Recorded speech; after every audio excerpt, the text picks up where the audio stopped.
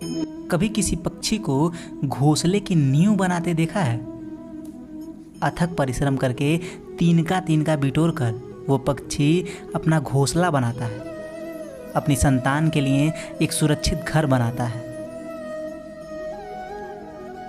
और फिर कहीं से तेज आंधी आती है, भारी वर्षा होती है और उसका घोंसला तिनका तिनका करके बिखर जाता है।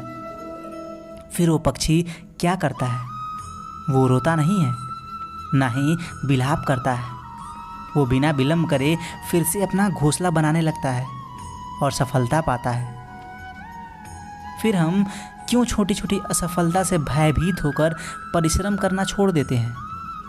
एक बात सदा स्मरण रखिएगा, हर वृक्ष कुल्हाड़ी के एक मार से नीचे नहीं गिरती, हर चट्टान घन के एक प्रहार से नहीं टूटती। सफलता पाने के लिए अनावरत परिश्रम ही एकमात्र मार्ग है। स्वीकारण सत्य का स्वीकारण मनुष्य के लिए बहुत ही महत्वपूर्ण है। जब तक मनुष्य सत्य को स्वीकार नहीं करता, उसे अस्त्र से लड़ने की शक्ति प्राप्त नहीं होती है। जब आप भोजन करते हैं तो क्या होता है? आपका पेट स्वीकारता है कि वो भर चुका है और आप भोजन करना बंद कर देते हैं। और निद्रा आती है तो क्या होती है? आपका मन स्वीकारता है कि शरीर थक चुका है, उसे विश्राम की आवश्यकता है।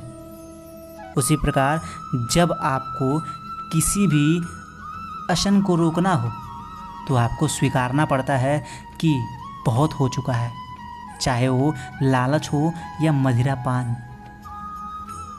उस व्यसन का त्यागना तभी प्रारंभ होता है जब आप ये स्वीकार कर लेते हैं कि आप उस व्यसन के बंधक हैं। हम में से ऐसे कोई नहीं है जिनकी परछाई उनसे दूर रहती हो। हमारी परछाई सदैव हमारे साथ रहती है। कदाचित हमारी परछाई हमारे कर्मों के फलों का संकेत है।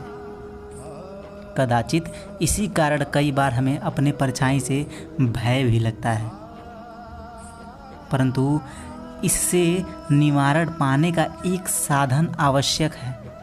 वो है सूर्य की ओर मुख करना या किसी प्रकाश की स्रोत की ओर मुख करना, क्योंकि तब हमें हमारी परछाई दिखाई नहीं देती।